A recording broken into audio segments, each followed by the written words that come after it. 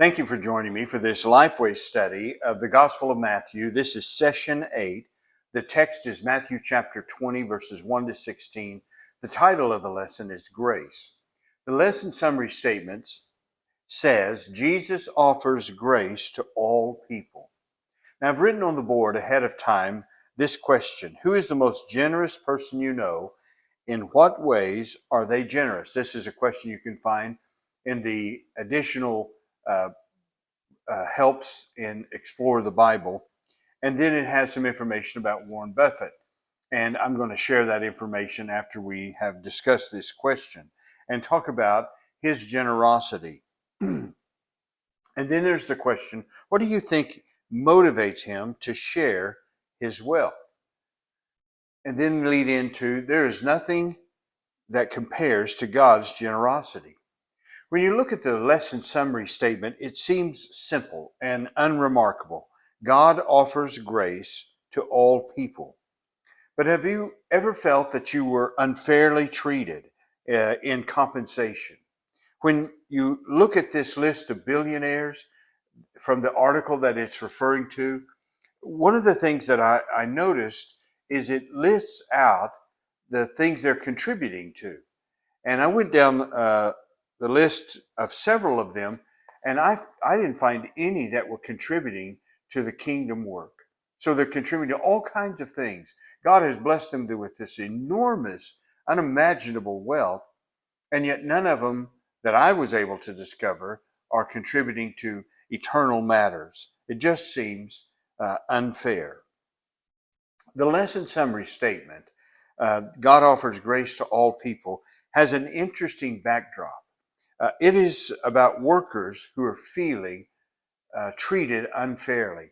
And isn't it interesting? Jesus takes a conflict between management and labor and the issue of fair compensation, and he uses that to talk about the grace and the generosity of God. There's just simply no one that does what Jesus does in terms of taking life's experiences and bringing out eternal truths to them.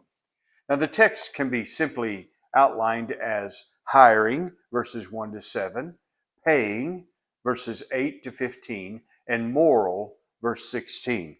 In our Sunday school lesson follows that kind of an example. Now, one more thing about context as we move into the passage.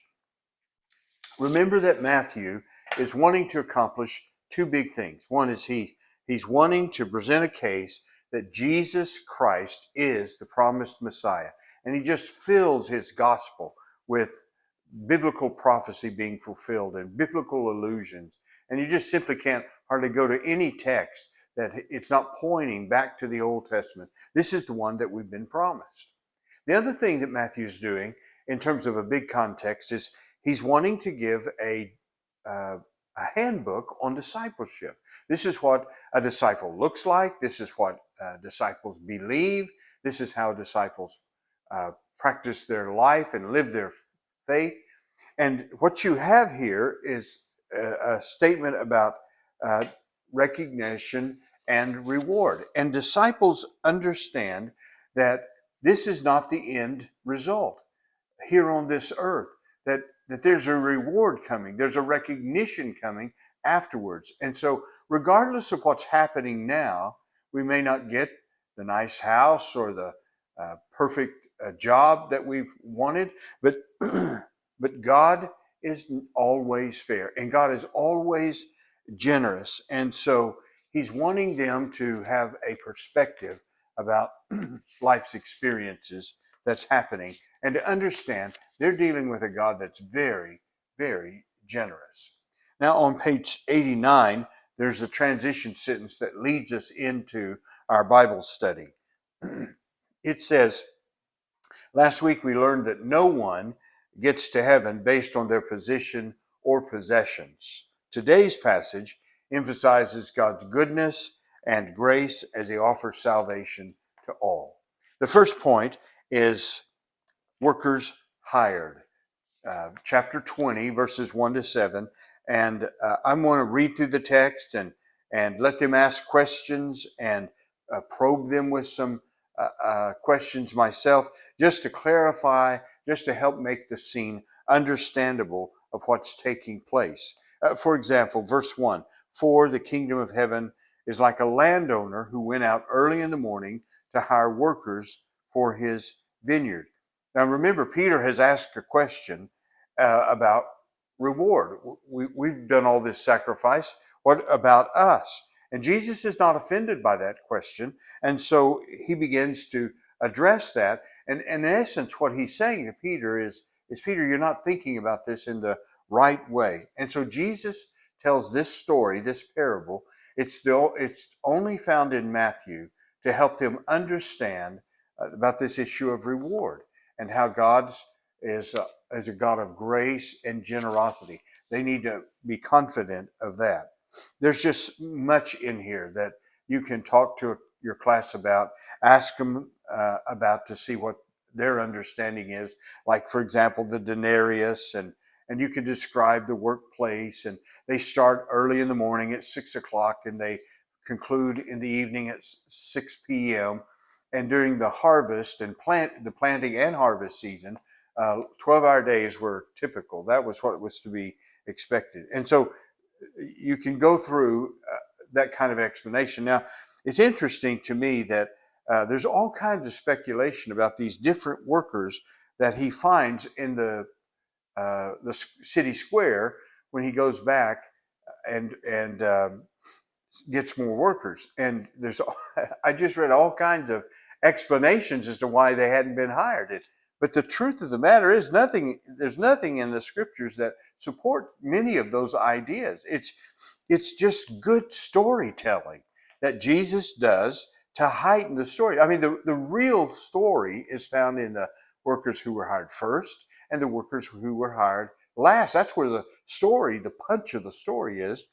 But you can share some of those if you want to. My favorite was that these workers had gone and done the work at their own farm, or they'd worked for someone else. They completed, they came back in order to get more work because it was so important.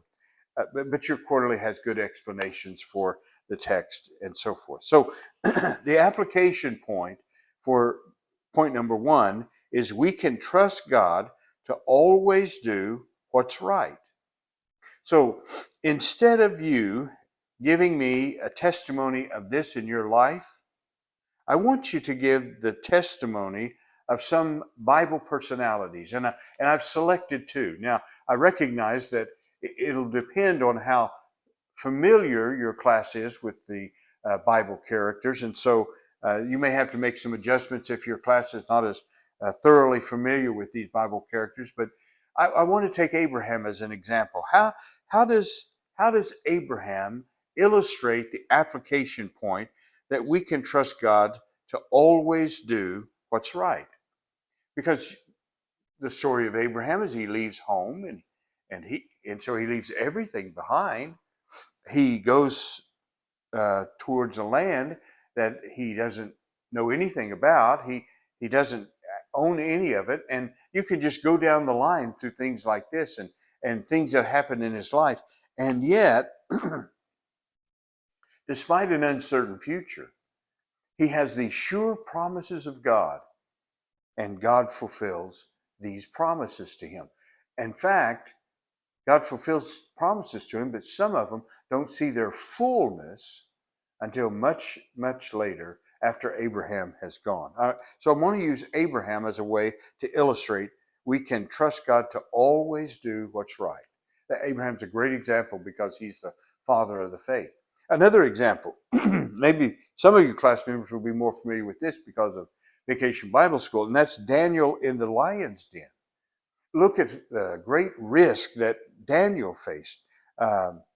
What did he have to do to reveal that he believed that God can be trusted and that God always does what's right? That seems like to be a situation that's, if I were in Daniel's place, things have gone out of control.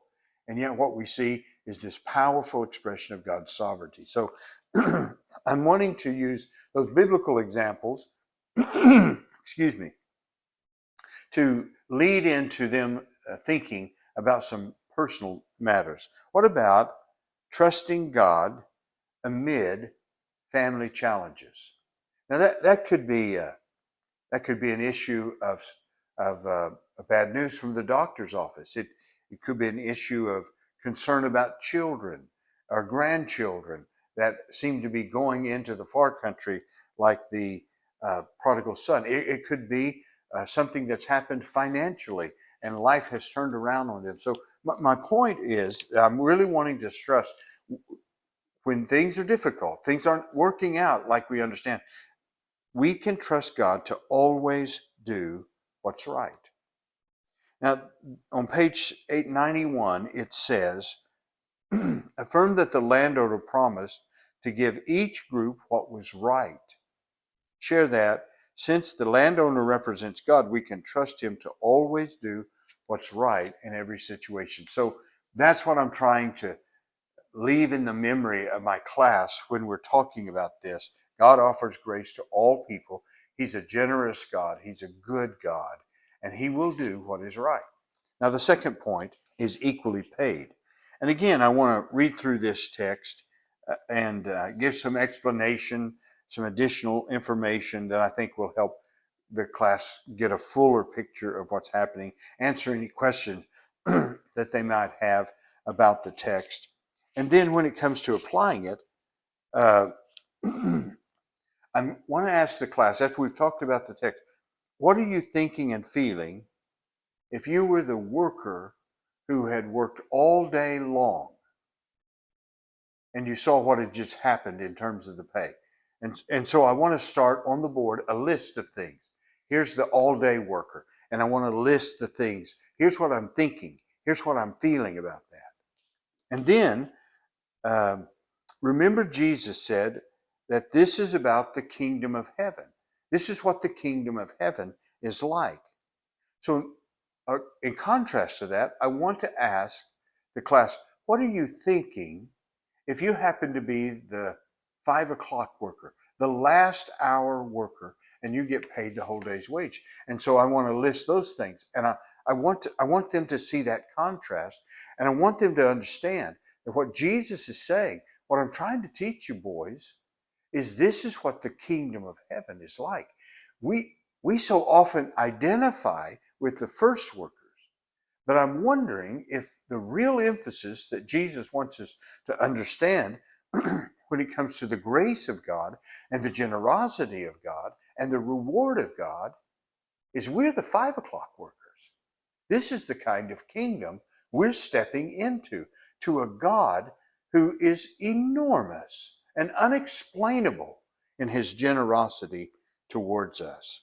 So he gives us more than we could ever imagine. That's what I'm trying to say. The application point says we should be thankful God gives us more than we deserve. I think that's what's being pointed out in this interesting dynamic between these two workers.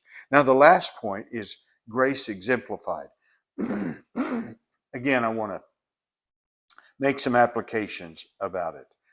And your study from your Teacher's Quarterly and your other material, I'm sure, will give you insights into the passage and help you be able to give an explanation of that. And then in terms of applying it, I want to tell them about a story by author and minister John Ortberg. He tells in one of his books about a friend that was a lifelong friend from college, and this man became a medical doctor.